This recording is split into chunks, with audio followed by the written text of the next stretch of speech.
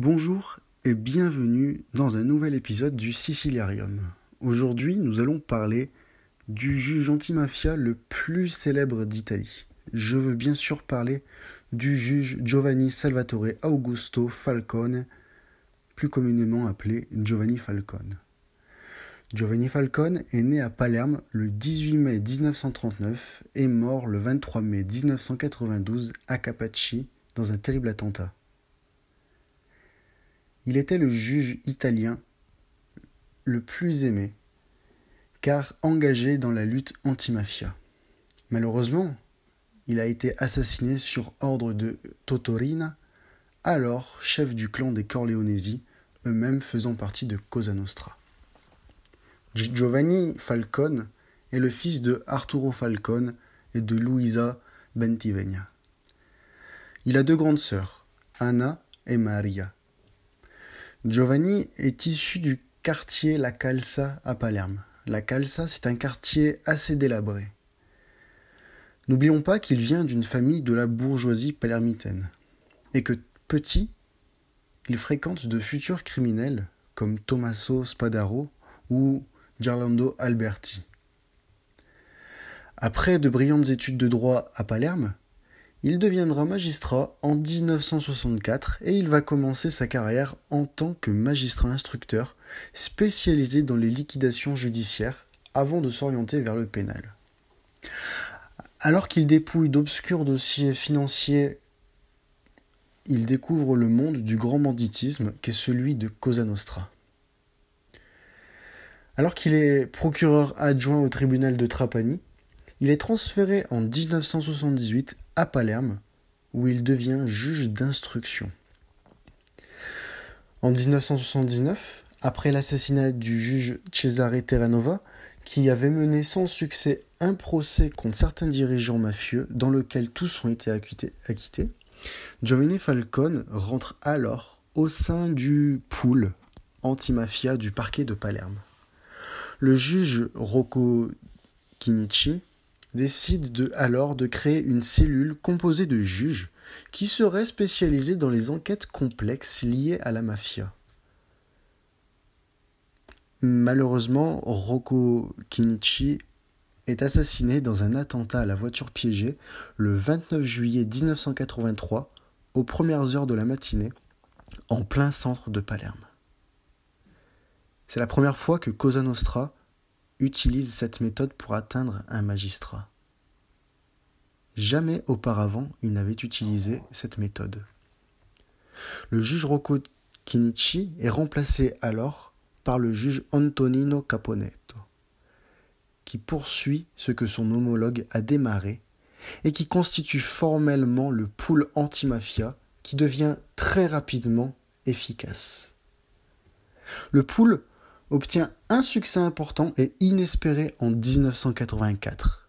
Il recueille, en effet, le témoignage de l'un des plus importants repentis de Cosa Nostra, Tommaso Buscetta.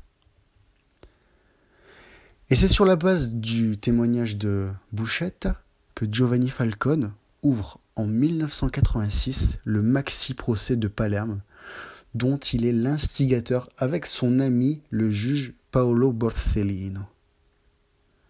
Le procès doit faire comparaître plus de 475 accusés.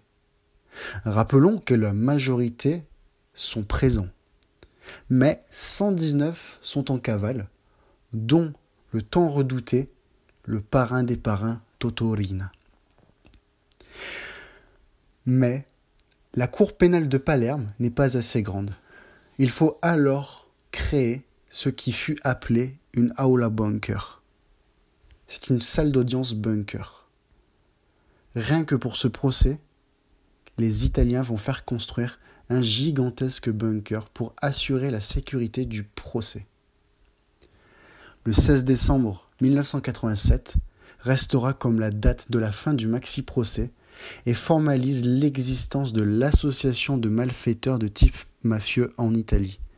On a enfin pu dire que la mafia existait. À l'issue du procès, on compte 474 accusés. En effet, Nino Salvo, qui était déjà malade, décède avant le jugement. 360 condamnations ont été prononcées. Parmi ces condamnations, 19 sont des peines à perpétuité. Il y a eu par la même occasion 114 acquittements. Et tenez-vous bien, il y a en tout 2665 années de prison cumulées qui ont été distribuées aux condamnés. C'est tout simplement le plus gros procès qui n'ait jamais eu lieu en Italie. Après ce maxi-procès, Falcone y demande des moyens supplémentaires pour poursuivre la lutte anti-mafia. Malheureusement, les décisions, elles se font attendre. Et c'est en janvier 88 que le Conseil supérieur de la magistrature nomme Antonino Meli chef du bureau d'instruction au tribunal de Palerme, poste auquel Falcone postule. Malheureusement, Meli est farouchement opposé au pool anti-mafia qui avait été créé en 1983 par le juge Antonino Caponetto. Il est donc un adversaire de Falcone. Le 30 juillet 88, le juge expédie au Conseil supérieur de la magistrature une lettre de 4 pages dans laquelle il se dit écœuré par le laxisme de la police et des pouvoirs politiques. Il demande alors sa mutation dans une autre région, comme 8 autres de ses collègues. Le 13 mars 1991, Falcone est nommé directeur des affaires pénales du ministère de la Justice, à Rome, où il centralise la lutte anti-mafia. Giovanni Falcone devient alors un héros et un symbole célébré partout en Italie. Malgré que certains personnages de la classe politique de l'époque cherchent à le discréditer depuis 1989 et la triste Stagione dei Veleni.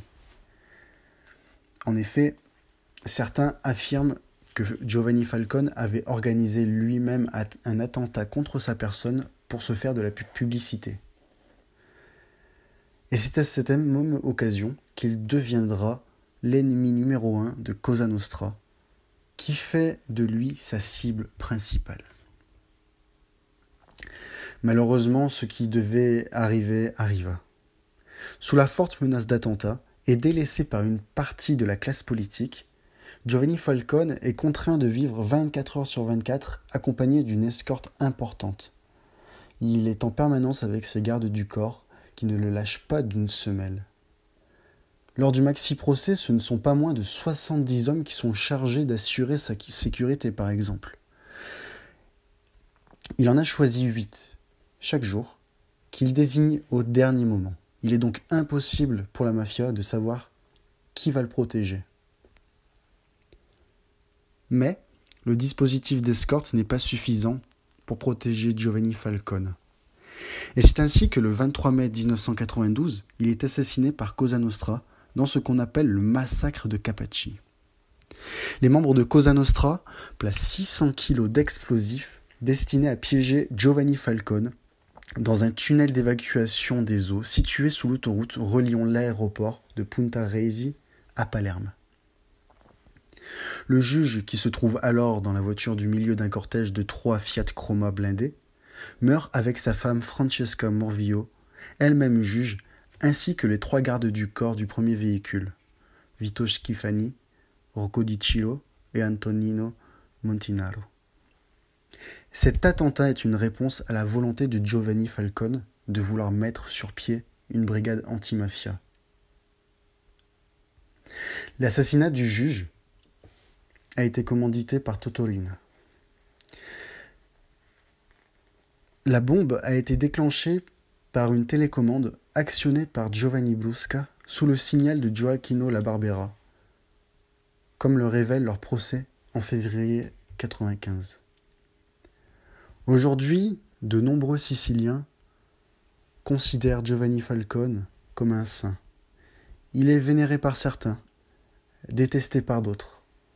Sur une île où la loi du silence règne, il ne faut donc pas trop dire qu'on a aimé Giovanni Falcone. Il aura été suivi par Paolo Borsellino et tant d'autres. De plus en plus, les jeunes Siciliens décident de contrer la mafia en refusant de payer le pizzo. Mais quand est-ce que la mafia disparaîtra ? Quand est-ce qu'un juge anti-mafia décidera de condamner les mafieux restants ? C'est tout pour aujourd'hui. On se retrouve pour un nouvel épisode très prochainement.